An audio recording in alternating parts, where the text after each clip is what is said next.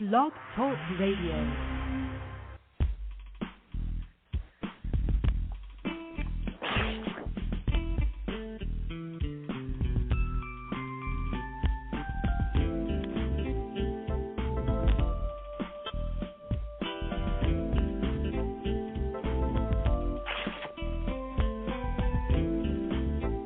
Hi, everyone, and welcome to Franchise Interviews, where for over 4 years we've been asking the franchipreneurs who own one. I'm your host, Marty McDermott, with my co-host, Don Johnson. And if you ever dreamed of owning your own business, then you've come to the right place. We have a great show today. We're meeting with Dennis Mulgannon, Director of Franchising for Junk King Franchise Opportunity. Founded in 2005, Junk King has become America's fastest-growing full-service junk removal franchise concept. And that's coming up on segment 2 of Franchise Interviews. So stick around because we got a great show.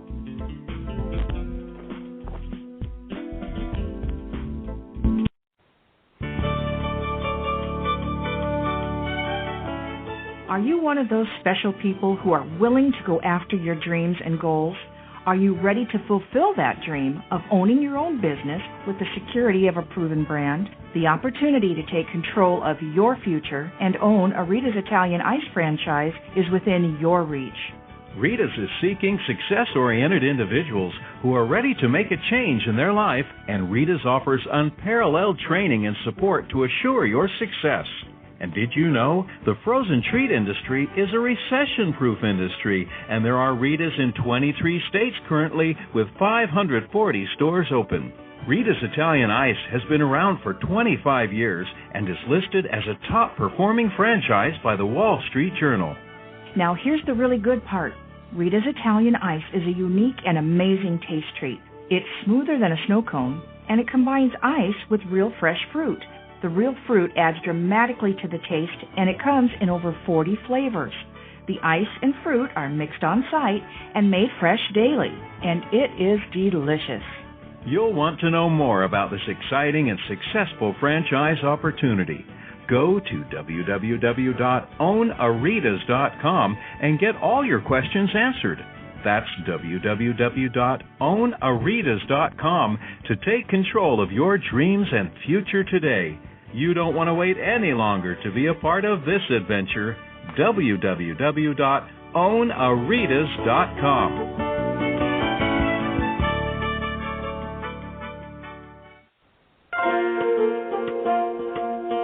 Who's helping build America one small business at a time? Franchise Inc., a free consulting service. For years, Franchise Inc., a national company, has been helping people franchise their business concept and help folks like you own a franchise. With over 2,500 franchise systems out there, it can be awfully confusing. Don't take chances with your future. At Franchise Inc., we've done the homework for you. We can help match your interest and background with the franchise that's right for you. And we only work with proven franchise systems with a solid reputation and track record of success. The consultants at Franchise Inc. can help you with your short and long-term wealth strategy. Give us a call today and we'll send you free our best-selling book, Solving the Puzzle of Owning a Franchise.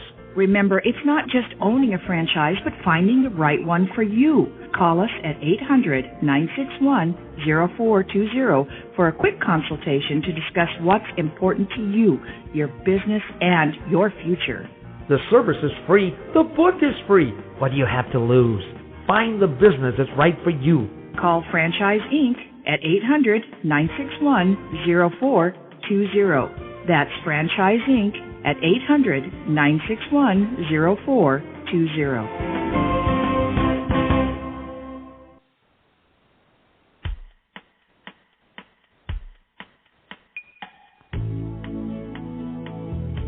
Hi, everyone, and welcome back to Franchise Interviews, where we're asking the franchipreneurs who own one. I'm your host, Marty McDermott, with my co-host, Don Johnson. And if you ever dreamed of owning your own business, you've come to the right place. And today's show is being brought to you by Franchise Times magazine. Franchise Times is the only magazine that targets both franchisors as well as being a franchisee, and is a must-read for anyone looking to buy a franchise. How you doing today, Don? Welcome back. Doing fine, Marty, this week. How about yourself? Good, doing well. It's good. Busy week, you know, as we're here into fall, and the shows just keep coming, don't they? Yeah, definitely. Seems like... I know what. You know what? I wanted to ask you before the show, Don. What are your kids going to be for Halloween? it seems like it's changing weekly. I think my daughter, and they're 6 in first grade, I think she has a real nice witch costume. I think the dress lights up a little bit, and it's pretty neat. It's like a combination witch wizard, and then he is he's a Star Wars character, a really neat costume. Yeah, he's getting into Star Wars now. Oh wow, okay. It's amazing that Star Wars. I mean, you and I were into that when we were kids, I guess. So it's just it's amazing that whole thing is still here. Yeah, my son is he's going to be one of those parades this year. And the reason I ask is, you mentioned a lot of times you go through these little parades that they had in school. So this will be the first year I get to attend one of these. And he's so simple. He wanted to be Diego. Like one of those plastic costumes that cost like probably $5 in a Target or something like that, So he's pretty simple. Halloween is big business now. I think each of my kids were invited to like three or four parties, and there's a parade at school. Then Halloween falls on a Sunday. Oh, there's a lot. So they really get to wear the costume several times. Yeah, it's great. But and you were right. You've always told me this. I mean, this is like a fun age now, where he's approaching like 3 years old. You know what I mean? So we're starting to get to go to like things like that, like parades and stuff like that. Oh, it's fun because they bring on pictures. Yeah, because they have so much fun, so it makes it fun for you too. Oh yeah. Yeah, you get to live through them again, so it really is fantastic. Our last show down, we met with, it was a great show. We met with Moe's Southwest Grill. And if you missed the show, Moe's Southwest Grill is a fast casual concept featuring fresh Southwest fare in a fun and engaging atmosphere. They have over 400 locations. They're in 34 states and Canada. And so at Moe's, each meal is prepared right before your eyes and is accompanied by free chips and salsa, burrito, and the Billy Baru nachos. Seems like a fun place, doesn't it? I thought it was an interesting concept. What were your thoughts on last week? Yeah, I mean, it's such a competitive market. It's amazing. We've had on some food franchisors over the last few months, and some of them have been doing very well and growing, even in a tough economy. So Mo seems like, and Steve definitely know what they're doing. He was very good at just telling the whole Mo story. Mm-hmm. He had a very interesting comment when we talked about, what type of franchisees do you look for, and what he said, intropreneur. Is the type of person they look for. They don't want really, and a lot of franchisors have said this, pure entrepreneurs are sometimes not the best fit for a franchise system because they're maybe too creative and might want to change things around. They might not eventually be happy owning a franchise. So he looks for an intrapreneur, someone who can follow their system and all that good stuff we've always talked about over the years. Yeah, it's always fun stuff to talk about. We talk about the different types of entrepreneurs. We've had a lot of people on the show talk about those things. And, again, the entrepreneur is typically the person who has created the franchise where we call them franchipreneurs. And, again, I don't know who gets credit for the word. I don't know where I got it from, but it was probably from one of our previous guests on the show. And but intrapreneur would certainly apply. Intrapreneur would typically talk about like a corporate entrepreneur. And you can't reinvent the wheel. That's the whole thing with franchising. If somebody was listening to our show for the very first time today, if you like reinventing the wheel, turn the dial, or listen to something else, because franchising is certainly it's a great thing, but it's not for the true entrepreneur. I think you got to have a little entrepreneurial blood in you. I think you've mentioned that before. Right. To some extent, but you can't be that true entrepreneur, where you're just constantly looking to invent things and create things.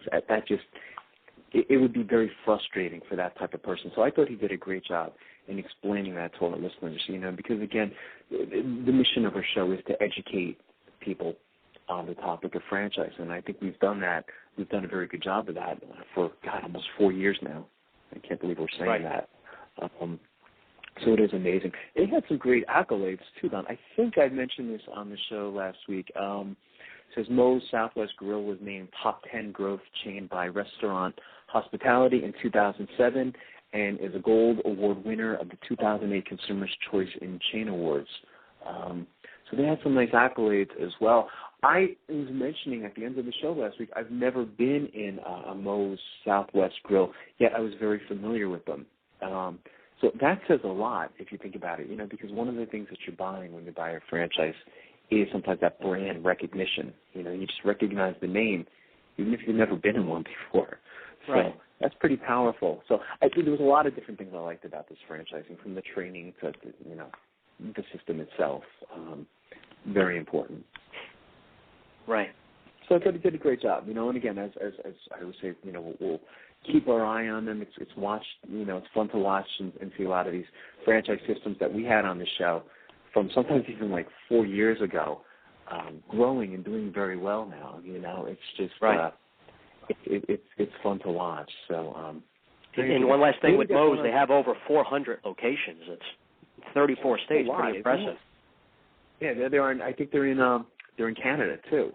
So right. It looks like they're slowly growing internationally. A lot of franchises typically, when they want that international growth, they'll go to places like Canada, sometimes the UK or Mexico. So I expect good things from them.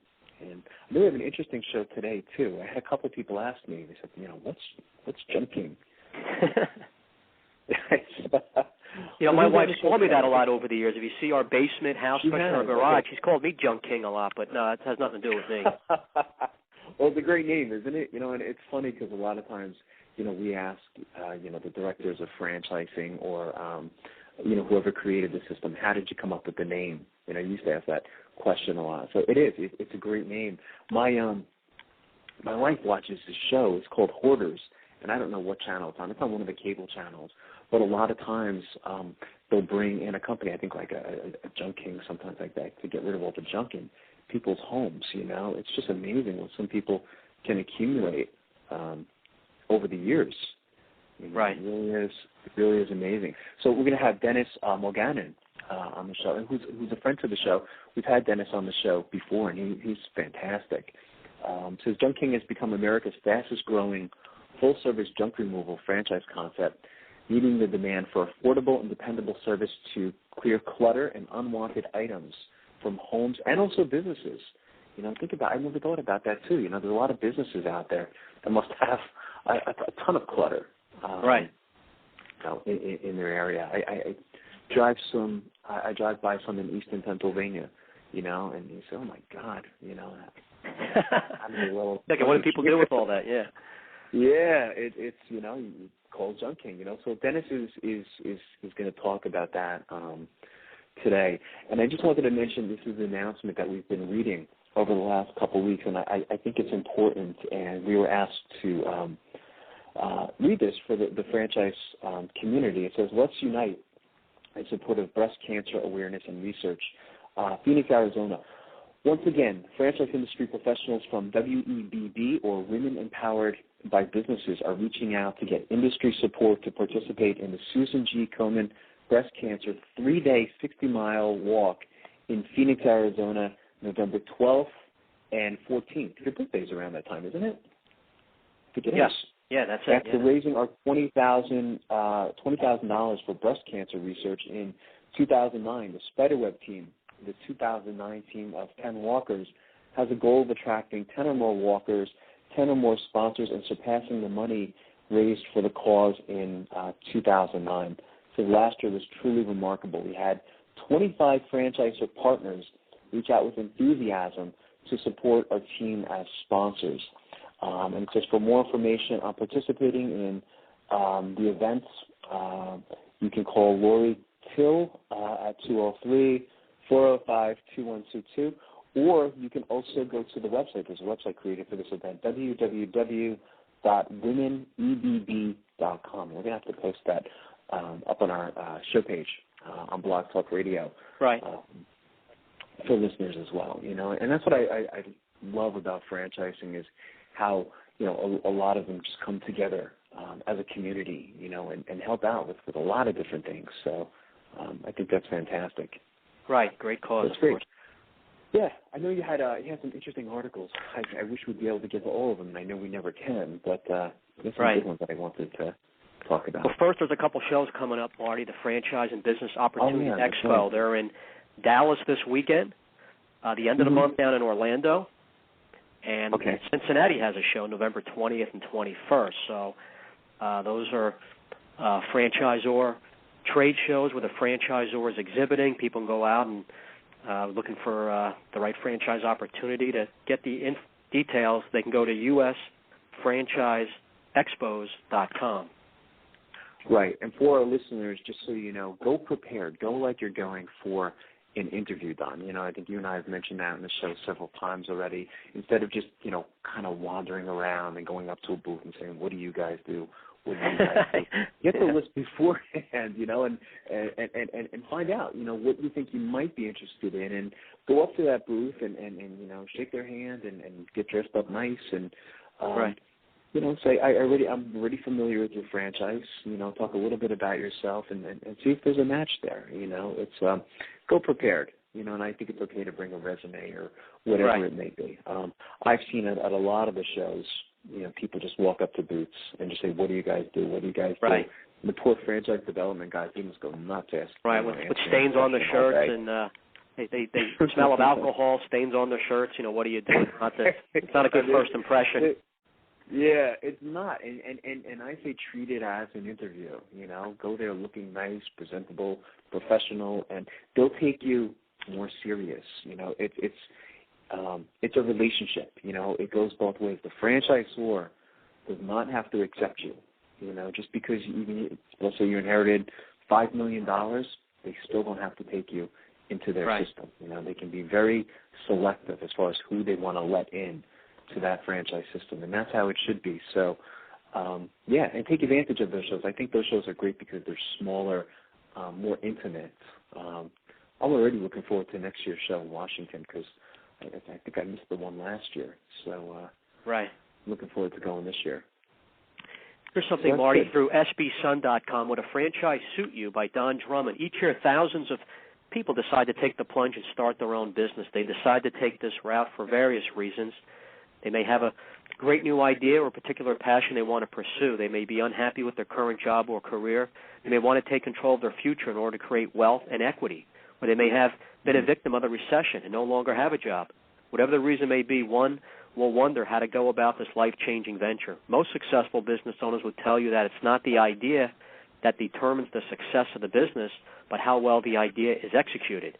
The potential entrepreneur will need to do a lot of research and work extremely hard in order to develop a plan that will allow them to make their idea come to fruition. However, after spending countless hours of research, what are the odds that their plan will work and the business will meet their goals and expectations? Will they have sufficient capital?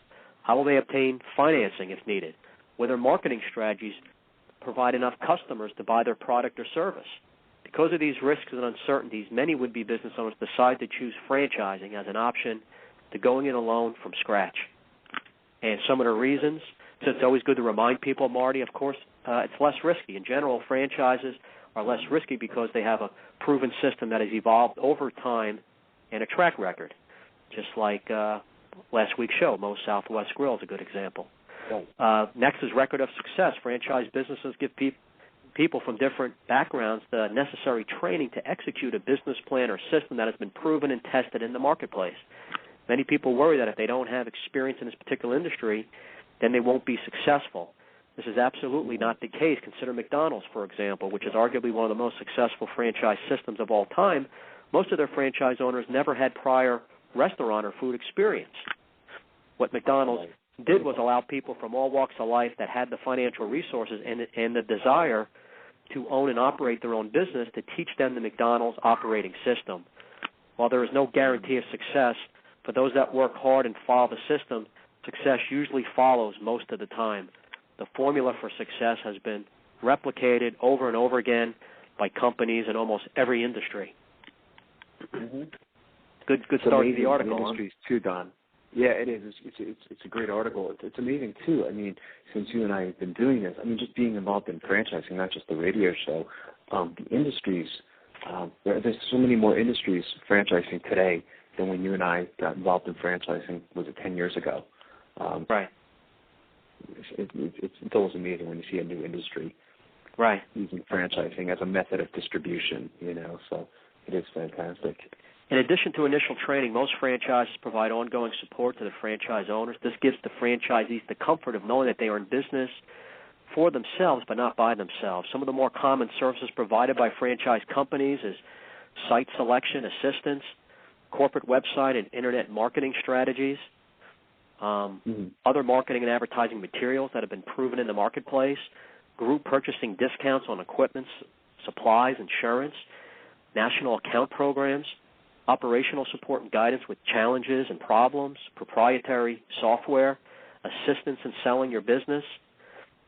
Then it talks about the cost. You may be asking yourself, what is this going to cost me? Those several costs that the investor will have to incur. Most franchises will charge an initial franchise fee that varies from company to company. This fee entitles you to operate and use all company trademarks and proprietary operating procedures. But the article goes on. But, just a reminder of really what you're getting with the franchise system. And I think during this tough economy, probably more so than ever, someone starting up a non-franchise business, unless you have a lot of experience in the industry and have a lot of contacts and or not, and maybe can afford the business in a year or two, doesn't kind of do as well as you want. I guess it depends on, you have to weigh your risk factor. You have to weigh how much you're willing to spend. With, franchising, of course, the risk is less, just a higher chance of approval and to be profitable quicker. Right. But not all franchises are successful, so you really got to do your homework, take the time, and do all the stuff that we've recommended to people over the last few years. Yeah, most definitely. It must be lonely, too. I'm trying to think of, as you're reading the article down, is, going the non-franchise route.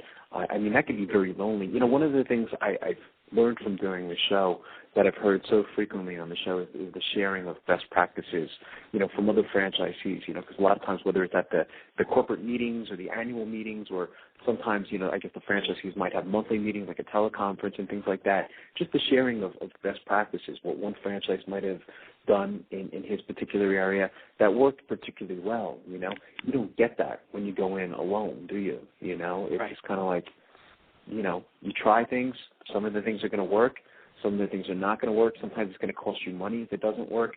So when you go into a franchise, you kind of like, it's a great analogy I heard once from a gentleman named Roy Hibbert, is you're joining a club, You're joining this club where people are willing to share their best practices and even share what hasn't worked as well, So you know what, I tried these coupons, or I tried this, or I tried mobile marketing, and it didn't work, So that's one of the things you get in franchising as well, and I think that's so important. I mean, amongst the dozen of things that you listed, it's really important. So I think that's great.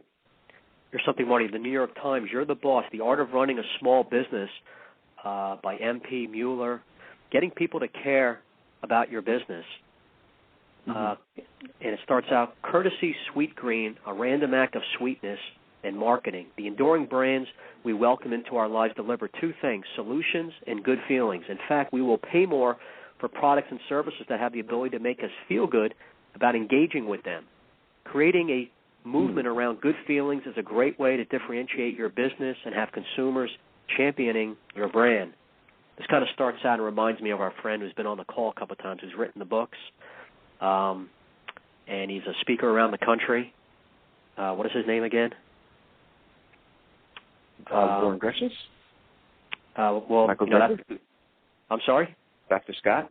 Yes. Who are you referring to? Dr. Scott. This sounds like something that, he's probably gone over. In his bestseller, Tribes, Seth Godin, a brand himself, talks about how marketing is the act of telling stories about the things we make, stories that sell and stories that spread. He also says it takes two things to turn a group of people into a tribe, shared interest and a way to communicate. Caring is a key emotion at the center of a tribe. So how can small businesses create movements and tell those stories that pull their tribes around the campfire?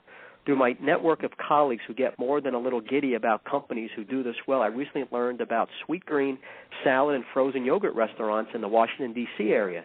Sweet Green was started in 2007 by three Georgetown business majors who created the company as a solution to a problem. They couldn't find places to eat around campus that were easy, healthy, and fast, so they created one. I think this is interesting because, nowadays you do have to be, creative. And, people do want to have more than just the product or service. They want it to be a little bit of an experience. And they want to be surprised too. I think is what you're going to mention too, Don. I think that's so important. Surprise them. Do something that they weren't expecting. I mean, anytime a consumer goes into a store, it doesn't matter where it is, they have a certain level of expectations. One of the things that we talked about, and you and I both love marketing, is to exceed those expectations. Surprise them. Give them something that maybe they weren't expecting. That they said, if you can get the customer to say, "Wow." And you can even do that, by the way, with a franchise. I mean, you can sometimes, go a little outside the box, whether it's even smiling at somebody today. I mean, it just makes all the difference in the world. It's I think it's the little things that count. That's a great article. Who wrote that article? I'm going to have to send that to my marketing students. Yeah, M.P. Mueller. I'll send this over to you. Okay. And this way I can I'll test my marketing students on it. So we're gonna hate you, but that's a fantastic article. So we'll have to finish that one up next week or continue to talk about that a little more. So why don't we do this? I see our guest Dennis is called in. Why don't we take a quick break and we'll be right back with more franchise interviews.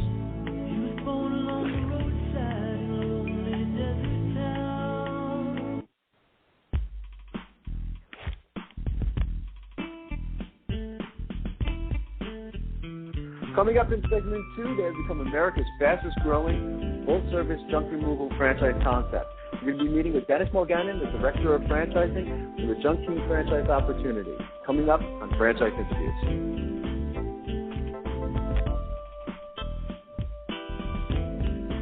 Big Mouth! Okay, you've got my attention. It's a rare event in the world of franchising when an opportunity comes your way that can and will thrive in almost any economic environment.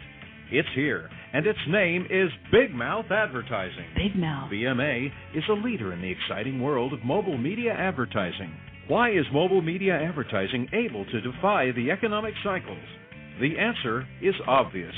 In times of economic weakness, advertising is crucial for survival as the consumer dollar is scarce and the competition fierce. What is mobile media? It's the newest and fastest growing segment in the advertising world. Mobile media brings the message directly to the consumer. Mobile media goes to the consumer in traffic where he eats and where he plays. It quite simply cannot be turned off or thrown out. And when you join the Big Mouth team as a franchisee, you are joining the best. The Big Mouth advantage is simple and successful. We invest in a strong infrastructure and in great people. As a franchisee, you have access to this entire system, including telemarketing, sales maximization, general and administrative support, design and creative services, even billing and collection services. All you need is a mobile media vehicle, a driver, and the willingness to create a financially sound and limitless business for yourself.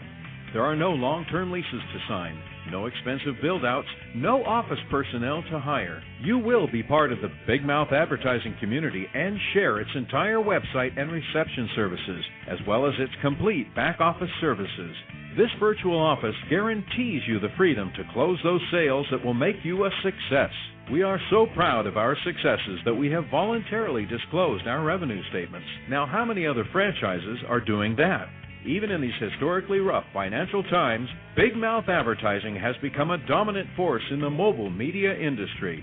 Join the Big Mouth team and take the first step toward financial freedom. Please call Ron at 888-98-GO-BIG.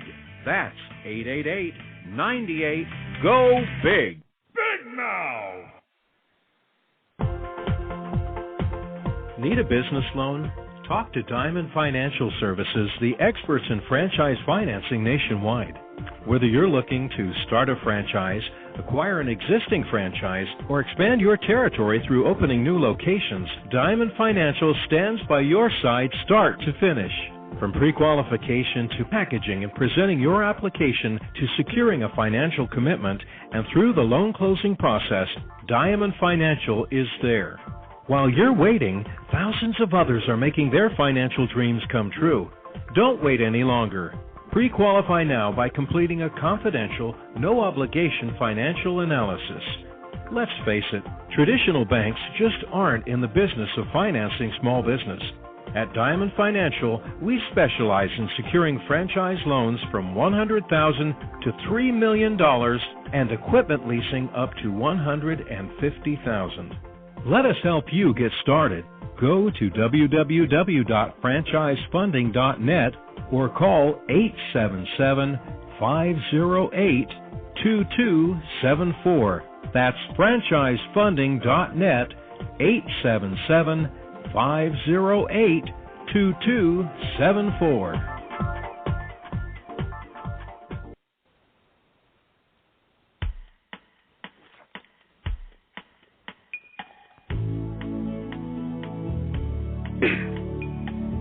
Hi, everyone, and welcome back to Franchise Interviews, where we're asking the entrepreneurs who want one. I'm your host, Marty McDermott, with my co-host, Don Johnson. And if you ever dreamed of owning your own business, then you've come to the right place. And as we were saying earlier, Don, we have a great show today because we're meeting with Dennis Mulgannon, the director of franchising, the Junk King Franchise Opportunity. And founded in 2005, Junk King has become America's fastest-growing full-service junk removal franchise concept. Hey, Dennis, how you doing today? Welcome back. Thank you. I'm doing great. I appreciate being on, guys. Oh, this is great, Dennis. And I think you know Don, don't you, Dennis? I know, Don, you wanted to say good morning. Hey, Dennis. It's good to talk to you again. Thanks for coming on. We're excited to hear about what's happening with Junk King. No, I appreciate you guys having me on. And, a lot of growth. Actually just hung up with signing another franchise agreement for Chattanooga, Tennessee. Wow. So it's been crazy. So good job. Nice. That's fantastic. Yeah, we've got a lot of people, Dennis, especially my wife. Her question was about Junk King. Can you give us a brief history of Junk King, how you guys got started, and a little background? Sure. The company has been in business since 2005. There are co-founders, Mike Andriacchi and Brian Reardon.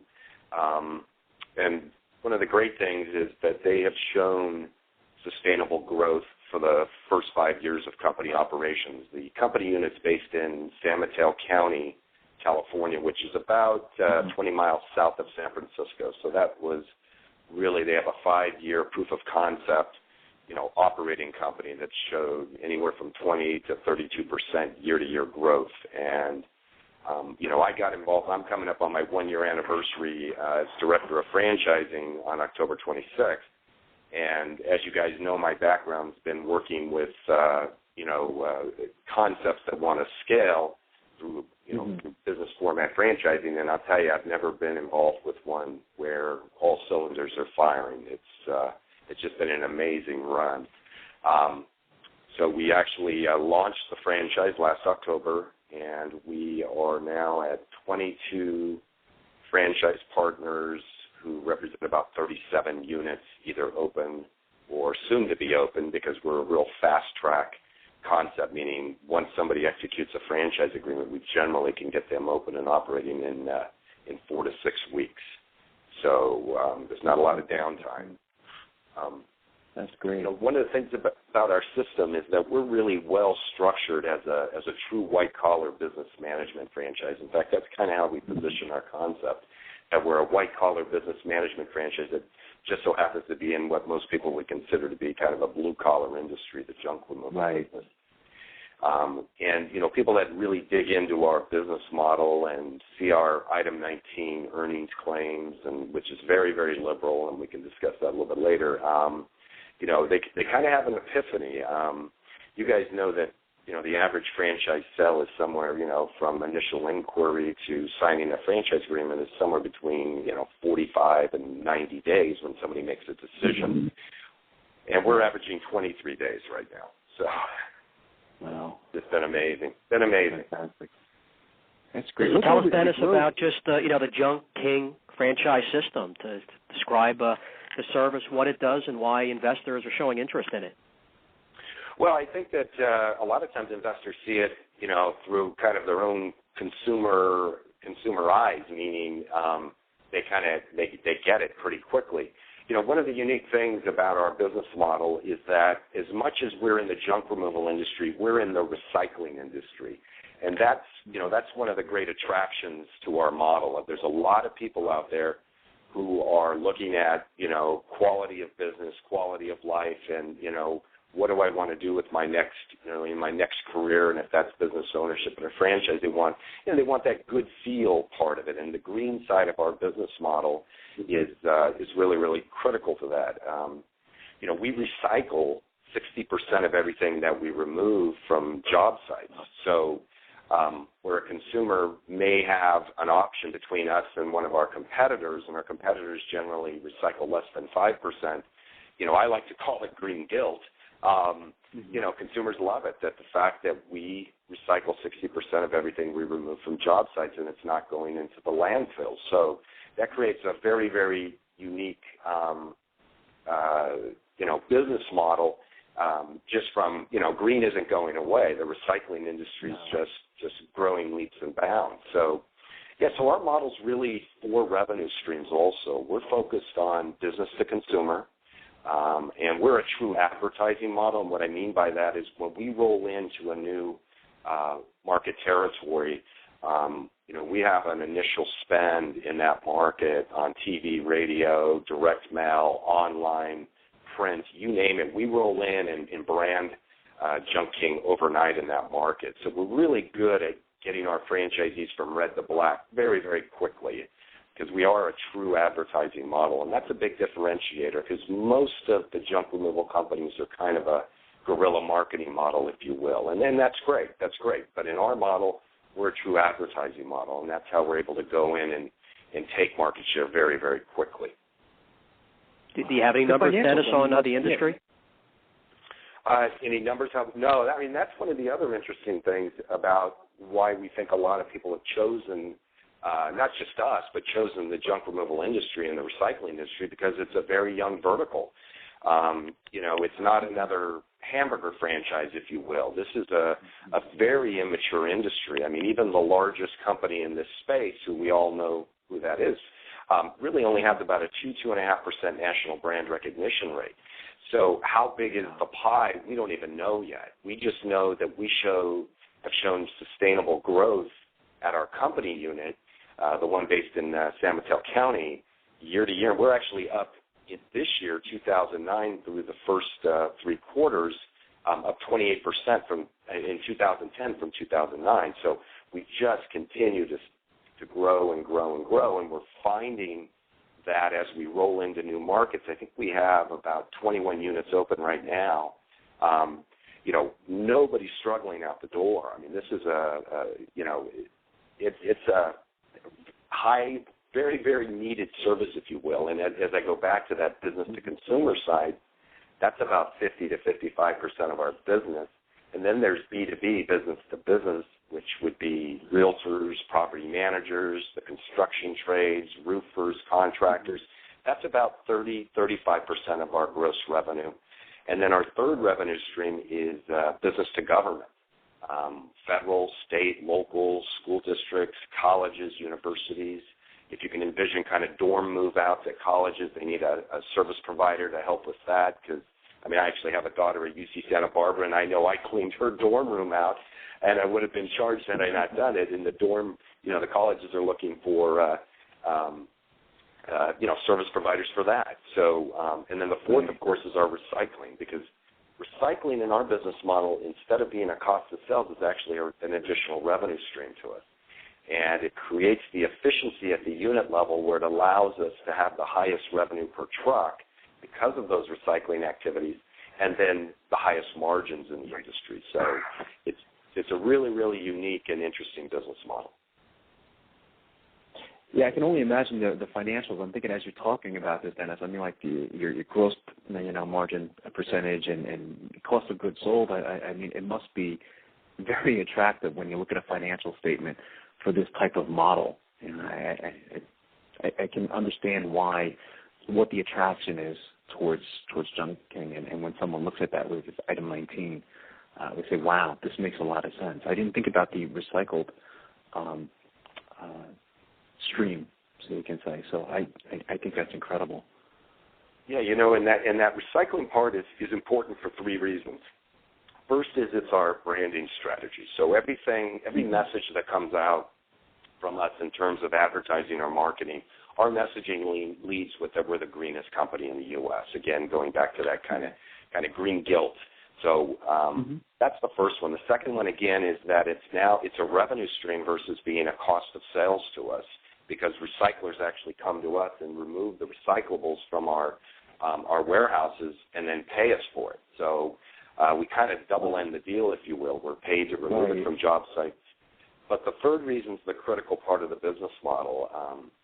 If you think about a truck that goes out, a Junk King truck, and you think about one of our competitors, when their trucks reach capacity, they go to the landfill, so their day is over. They can't, and they've got labor costs, fuel costs, dump fees, and opportunity loss. Our truck goes back to the warehouse, offloads 60%, and goes back out and does more jobs. So that recycling component is really, really critical in our model, and we pay high attention to that. We're actually working with Green Star, which is the largest recycler in the U.S., to even create better efficiencies at our unit level in terms of the recycling side, because that's just such a critical part of our model.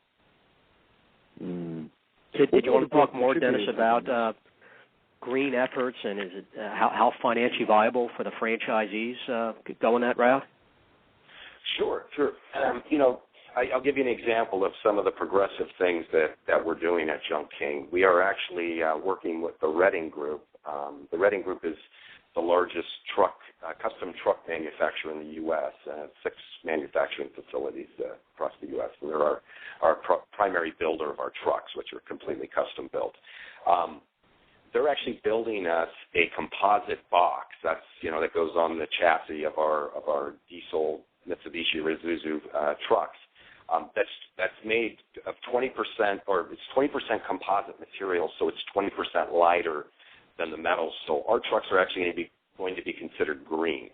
Our first test truck is going to be on the road, and we're going to beta that truck in San Mateo County. And so everything that we do, and if you think about, well, who cares about a lighter truck? Well, less fuel costs, larger capacity in terms of weight, all those efficiencies associated with the business model, and then, of course, being a green company. So, everything we do is targeted highly at, at creating the efficiencies, utilizing recycling, and leading with being the greenest company in our industry.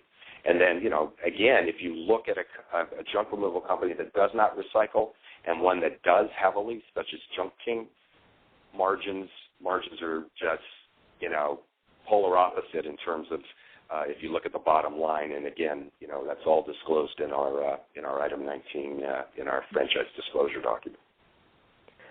I was at a franchise show, probably, Dennis, we've known each other a while. I've been to some of the franchise shows, and you actually had one of your trucks inside the trade show, which I thought was great to do. Really nice, with the red and gold color, really impressive. Yeah, our trucks. That was the West Coast Franchise Show last fall in Los Angeles. And what's interesting about those trucks is, again, our competitors all have 12 cubic yard trucks. We have 18 cubic yard trucks. So our trucks are substantially larger, so they're able to stay on the road longer. Also, in terms of that capacity side, again, if you look at our model, or you look at our industry, it feels blue collar. And our model is white collar. Really, it's interesting. You look at the backgrounds of our first, 20-something franchise partners, and we've got 2 PhDs, 6 MBAs. We've got the ex-director of sales from an internet software company. We've got a senior vice president from Verizon. We've got a PhD consultant to the Environmental Protection Agency. We have an ex-shipping executive out of Texas. We've got a collective group of franchise partners that's very, very impressive. And we just sold a master area development to an ex-Ford executive. 17 years at Ford, ran a $5 billion, that's with a B, business unit at Ford. So we've got a very, very sophisticated group of franchise partners that are coming forward. And, if you look at that as a collective group of franchisees, it's a real, real strong team. And we're real excited about that. We went to market seeking those types of partners, and they've, not only have we found them, they're seeking us out now. We're averaging about 25 to 30 prospective franchise leads a day right now. So it's just been on fire. Yeah, it's interesting. That's a good point you brought up. One of our next questions: how do you attract entrepreneurs to your type of business? But people see that there's a business that can make money, and they're managing people, not doing the work themselves. I can certainly see why you're getting that quality of business person. Well, and exactly, and a lot of times if they're in corporate America and they're being downsized, and they have to look at replacing X amount of income, and once we've had a conversation with them, and once we put them in disclosure, and they're able to actually see the item 19, and they see the performance of our proof of concept model, which is the San Mateo County unit. We show, net profit, like in 2008 of $192,000, 2009 $254,000, and 2010 it's going to break over $300,000. And again, we can speak to that because it's in our disclosure documents. We're very, very liberal in terms of allowing and showing our franchisees what our historical performance has been. I think it's a critical part of the model, and people get pretty excited once they see that. I was just going to mention, Dennis, they probably want it. Yeah, Marty, go ahead. You think, Don?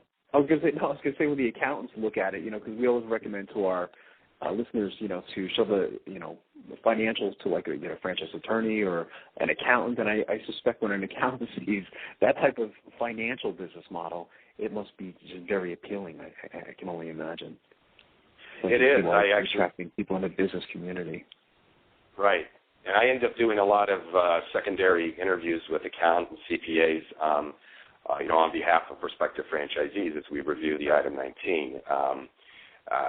Because, again, the margins are substantial, and, but again, we show you all, audited financial information. It's all there. People just have to believe, can they replicate that model, within their own geography. And I think we're open in 11 states now also. That was another thing that was interesting. And remember, we sold our first franchise January 2nd of this year. So it's been again, I keep using the term, but it's, it's been amazing. It's some nice growth. Yeah, I was just thinking, can't franchisees have a kind of a side business with other income streams? Sometimes people throw out some pretty good junk. It must be tempting for them to want to hold on to some stuff, eventually sell it. Well, that's an interesting part of the business. Yeah, it's something about 15% of what we remove is actually not junk. It's valuable. It's to whatever level that means, and that could be antiques. We just cleaned out in Sacramento, California. Our franchisee there cleaned out a CVS pharmacy of all their summer stuff, like all the swimming pool stuff, all that. I mean, it had to have had a value of at least $10,000 to $15,000 retail, and they just wanted to get rid of it. They weren't going to inventory it and bring it back for the next year. What we tend to do is, we're a big charity company, so what we tend to do is donate the stuff that has value to it. In the San Francisco Bay Area, Boys and Girls Club is one of our charities, and so we'll donate all those items to them and allow them to do whatever they do to create cash for that charitable organization. And it's kind of a good feel thing, and it serves everybody well. It's fantastic when you can make money and feel good at the end of the day. It seems like that feel good type of franchise opportunity where you've done something positive at the end of the day. So, yeah, go ahead, Don. Exactly. No, I was just going to say it's good sometimes I ask these off-the-wall questions and led to a good answer with the charity part. Dennis, we have to take a quick break. Can you stick around for another segment? Sure, absolutely. Okay, that'll be fantastic. We'll be right back with more franchise interviews.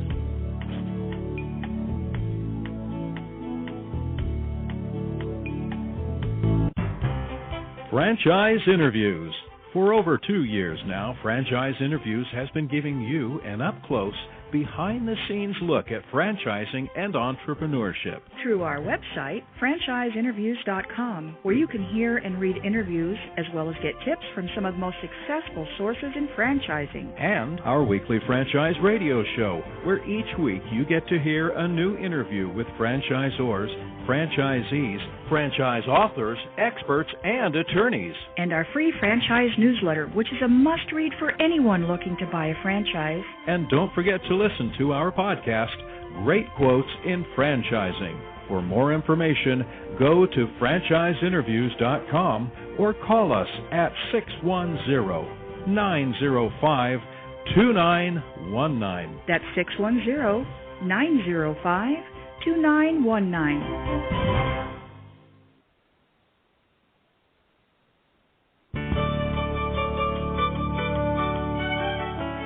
Are you one of those special people who are willing to go after your dreams and goals? Are you ready to fulfill that dream of owning your own business with the security of a proven brand? The opportunity to take control of your future and own a Rita's Italian Ice franchise is within your reach. Rita's is seeking success-oriented individuals who are ready to make a change in their life, and Rita's offers unparalleled training and support to assure your success. And did you know the frozen treat industry is a recession-proof industry, and there are Rita's in 23 states currently with 540 stores open. Rita's Italian Ice has been around for 25 years and is listed as a top-performing franchise by the Wall Street Journal. Now here's the really good part. Rita's Italian Ice is a unique and amazing taste treat. It's smoother than a snow cone, and it combines ice with real fresh fruit. The real fruit adds dramatically to the taste, and it comes in over 40 flavors. The ice and fruit are mixed on site and made fresh daily, and it is delicious. You'll want to know more about this exciting and successful franchise opportunity. Go to www.ownaritas.com and get all your questions answered. That's www.ownaritas.com to take control of your dreams and future today. You don't want to wait any longer to be a part of this adventure. www.ownaritas.com.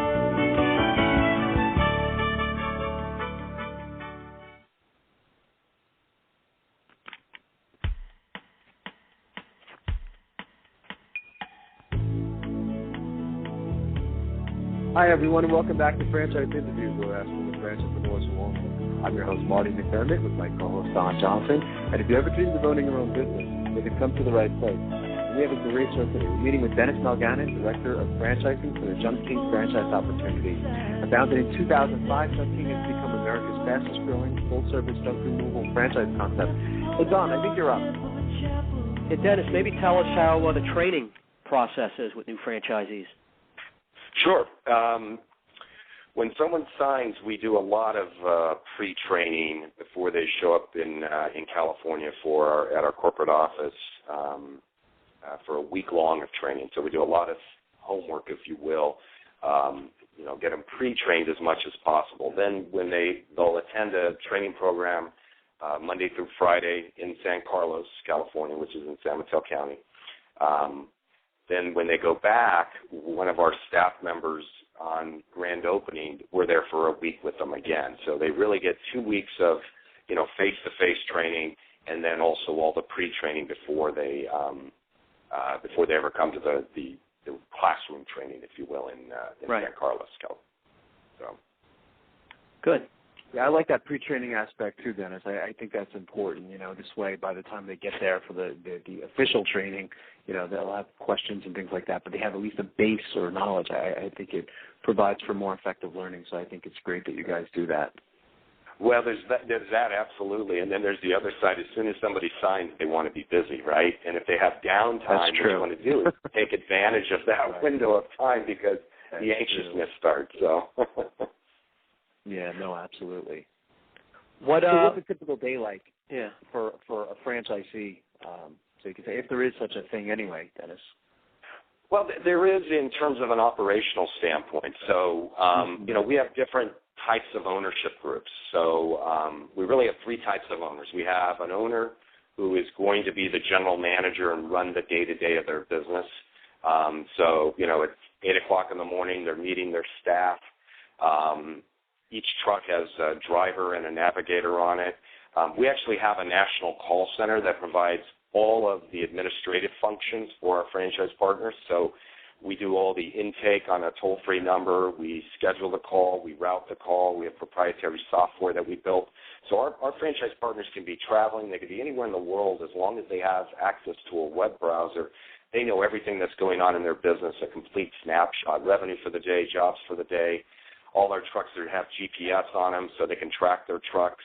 So we really have created this business management franchise. So some of our franchisees are their own general managers. So they're running that day-to-day of the business. One of their big roles and responsibilities is obviously managing what happens out in the field, but it's also driving the advertising, the direct marketing, because, again, we're a true advertising model and marketing model. So in that situation, then we have our Fairfax County, Virginia franchisee.